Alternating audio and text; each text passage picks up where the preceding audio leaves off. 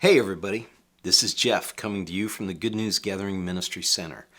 Thank you for joining us for this, our 6th edition of the Good News Videocast.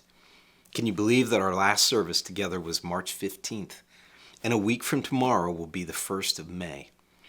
This has been a trying time for people all across the globe, and some of you have been asking, how soon will G&G resume public services?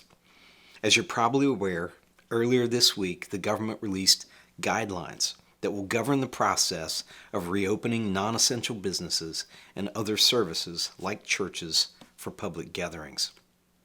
These guidelines have a number of criteria that hopefully will protect the public while at the same time easing the stay-at-home orders that are currently in effect. Of particular interest to us are the criteria involving limits on the number of people who can gather at one time. Wisely, the federal government has given each state significant latitude in how these guidelines will be implemented. This makes perfect sense due to the fact that some states, like New York, where my son lives, have had major outbreaks, and other states are virtually untouched. It also appears that some states will even relax the restrictions on a county-by-county basis. How our state will react remains to be seen.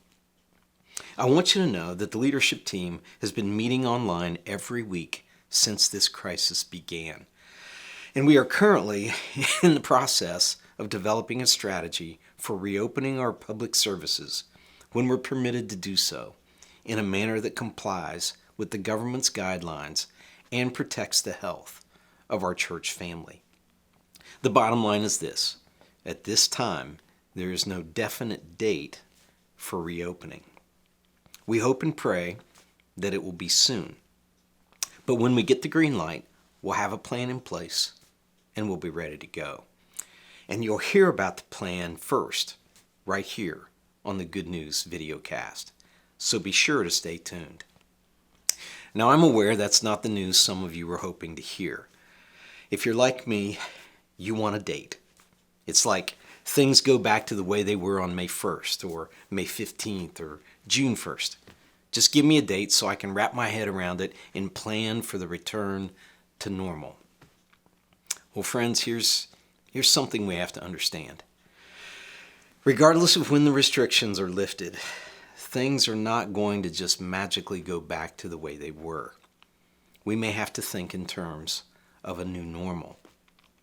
And perhaps that's one of the most difficult aspects of this pandemic. Fortunately, we have not experienced a huge outbreak of the virus in this area.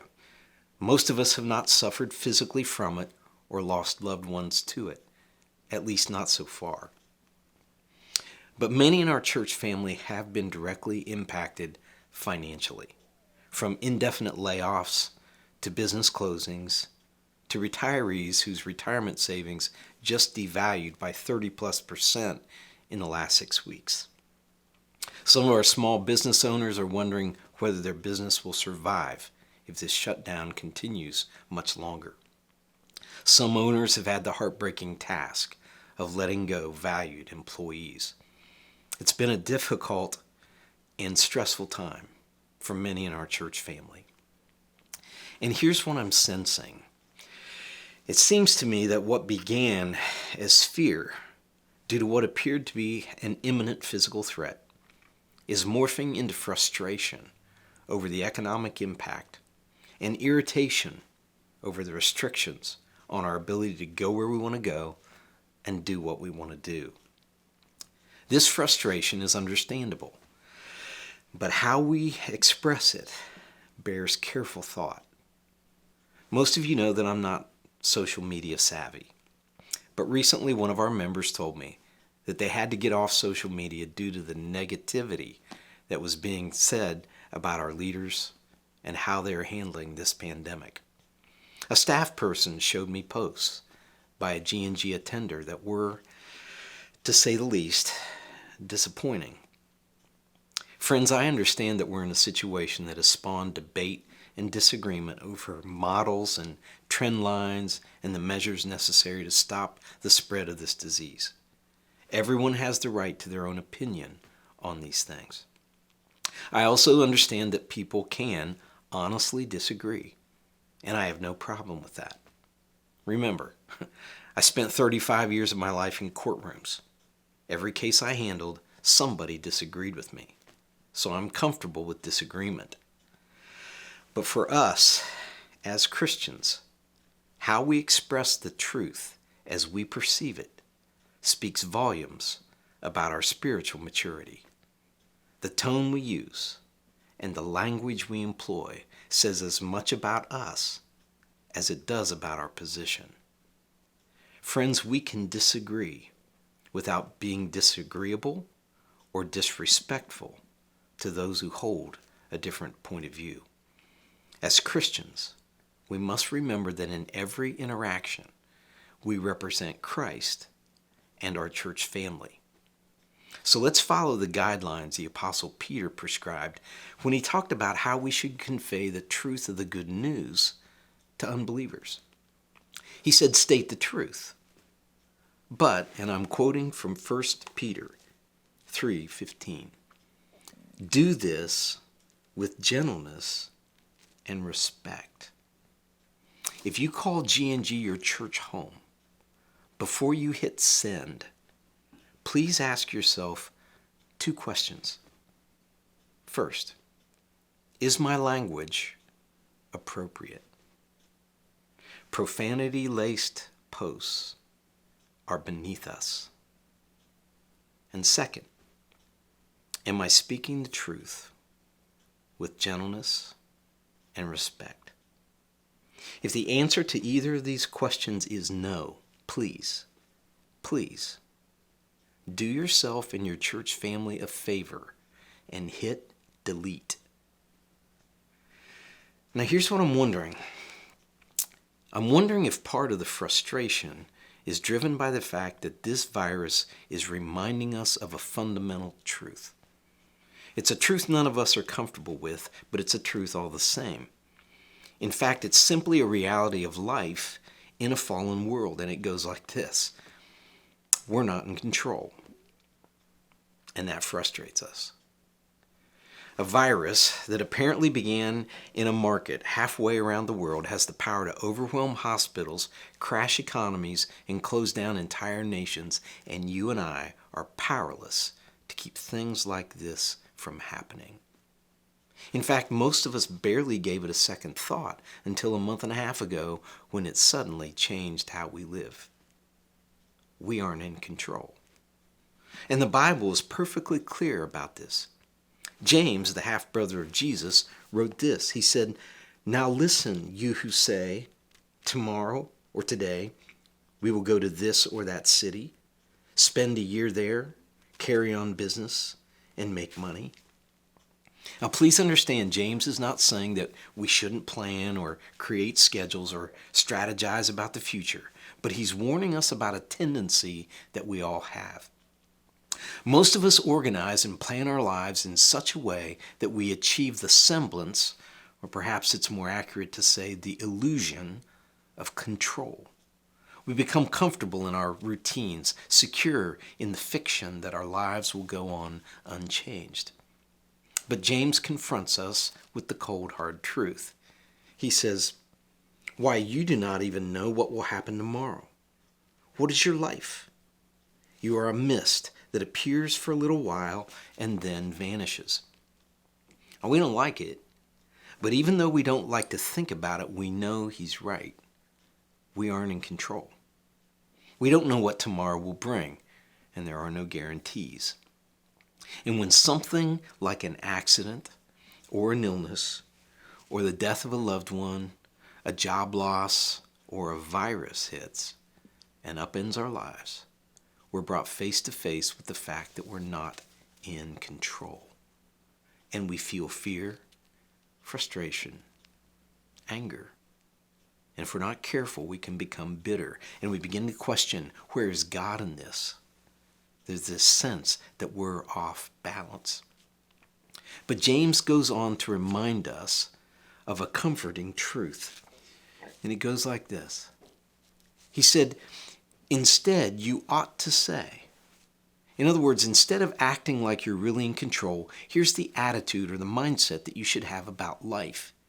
Instead, you ought to say, if it is the Lord's will, we will live and do this or that.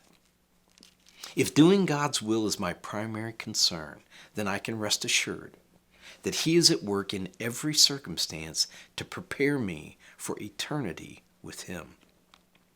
His will is for my ultimate, not temporary, good. And though we face adversity and setbacks in life, our perspective will shift if we view this life as James did, as preparation for eternity. Never lose sight of the bigger, the eternal picture. I'm so proud of the G&G family. So many of you have kept that bigger picture in mind. You've been intentional about connecting with your G&G family, and you've been reaching out and serving people who aren't a part of this family. For example, last week I announced the start of our runner ministry, a ministry that provides people to run errands for those 60 years of age and up who have been advised to stay at home. You can read more about this on our website. Just look on the front page. Now, it was gratifying to hear that more people contacted us to volunteer as runners than people who actually needed the service. And if you are a member of the G&G family and you have lost your job during this time through no fault of your own, please let us know if you're having trouble putting food on your table. Our extension ministry has set aside funds to help those in need within our church family. And friends, your call will be held in confidence. One of the hallmarks of the early church is found in Acts 4:34. It says something that we take very seriously. It says, speaking of the church family, there were no needy persons among them. Why? How is it possible that there were no needy persons within the early church? It's because those who had more than they needed gave to help those in need.